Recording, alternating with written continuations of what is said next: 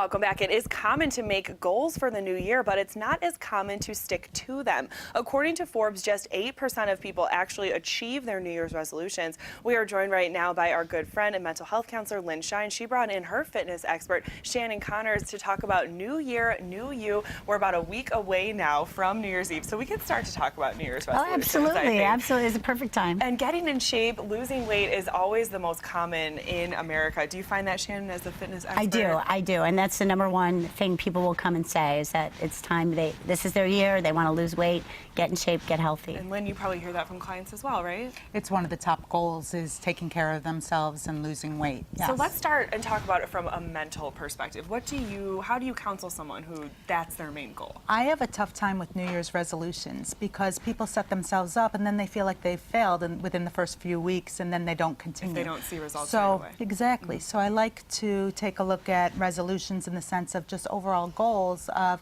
I need to take care of myself starting this new year. Is it a resolution? Sure, but it doesn't say I'm going to lose X amount of pounds.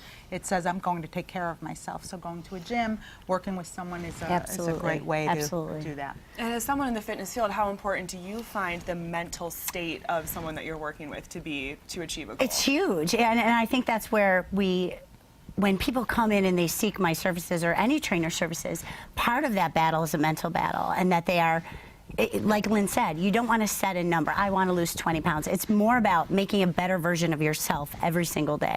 You know, I'm going to get to the gym 4 times a week. Set little goals for yourself, and then surround yourself with people who are going to help you reach those goals. You know, partner up with a buddy, join a gym or a fitness group that's going to make you accountable to make sure you show up. And that's important. And that's something that is probably applicable to any type of goal, mental or physical, right, Lynn? Having a support system and getting toxic people out of your life, right? Absolutely. Toxic people out is a big thing because people, yes, can suck the life out of you, as we say. So in terms of surrounding yourself with good people, that's very important, as well as setting the goals, writing them down, reminding yourself each day. There's studies that show if you do a reminder each night and write down, these are my goals, every night reminding yourself, the success rate is much higher. Really, writing it down. Writing it down. You find absolutely. That yes, absolutely. And that's what we do. I do with a lot of my clients. It's just let's write it down. Let's get it in writing. Let's track your food. Let's talk the whole spectrum, not just the 20 pounds. Let's talk about your diet, your nutrition, and how you're going to reach those goals. You know, so it holds yourself accountable. Now, when you're writing your goals out every night, how should you go about doing that? How specific should you get, or how whimsical can you be? I really like that you do short-term goals, long-term goals. So at first you're saying it's not a to-do list of tomorrow I'm going to go to the grocery store. It's much more about this is what I'm holding myself accountable for tomorrow. This is what I'm working toward by the end of the year. Last year I had said, and it was about being positive, that I was going to remind myself with an affirmation every day, something positive every single day, and I would write it down, whether it be on Twitter, whether it be, but for myself to write it down, and that's huge. That is huge. That's huge. To just kind of take a little time at the end of every day and reflect on what you've accomplished that day and look towards the new day. Progress is progress, and I think people don't realize that all the time. You know, they it's only a half a pound this week, but your body's changing and your mental state is changing, because then you start to feel better about yourself.